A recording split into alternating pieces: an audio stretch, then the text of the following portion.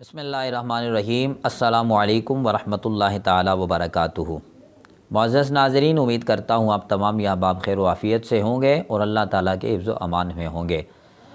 آج کی اس ویڈیو میں ہم نے اس مسئلے کو جاننا ہے کہ اکثر یہ سوال کرتے ہیں لوگ کہ تکبیرات انتقال جو ہوتی ہیں، مثال کے طور پر بندہ ایک رکن سے دوسرے رکن میں منتقل ہوتا ہے، رکوع سے بندہ اوپر اٹھتا ہے، سمع اللہ لمن حمدہ کہتا ہے، اس کے بعد پھر اللہ اکبر کہتا ہے، اور سجدے میں جاتے ہوئے اللہ اکبر کہتا ہے، دوسرے سجدے میں جاتے ہوئے اللہ اکبر کہتا ہے، پھر سجدے سے اٹھتے ہوئے اللہ اکبر کہتا ہے، تو رکوع میں جاتے ہوئے بندہ اللہ اکبر کہتا ہے۔ اس کو تکبیرات انتقال کہا جاتا ہے۔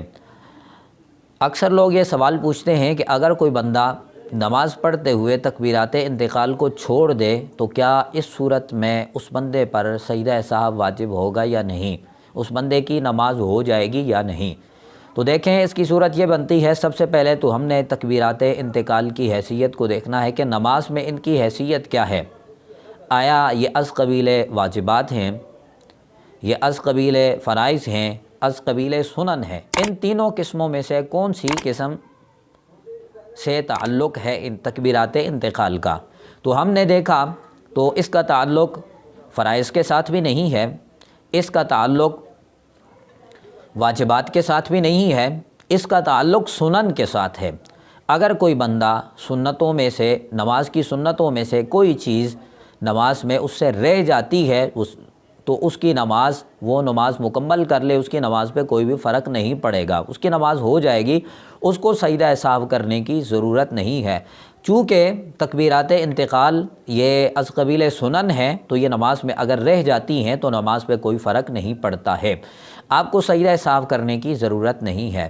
جب آپ سجدہ سہو کریں گے تو ظاہر سی بات ہے کوئی وجہ تو ہوگی جس وجہ سے آپ سجدہ سہو کریں گے، تو سجدہ سہو 5 چیزوں سے واجب ہو جاتا ہے: تاخیر فرض اور تکرار فرض، 2 چیزیں یہ ہو گئیں، اور اس کے بعد تاخیر واجب، تکرار واجب اور ترک واجب، یہ 5 چیزیں ایسی ہیں کہ جن سے انسان پہ نمازی پہ سجدہ سہو واجب اور لازم ہو جاتا ہے۔ اگر یہ چیزیں واجب ہونے کے بعد نمازی سجدہ سہو نہیں کرتا تو اس کی نماز مکمل نہیں ہوگی۔ ان صورتوں میں اس پہ سجدہ سہو واجب اور لازم ہوگا، اس کو سجدہ سہو ادا کرنا ضروری ہے۔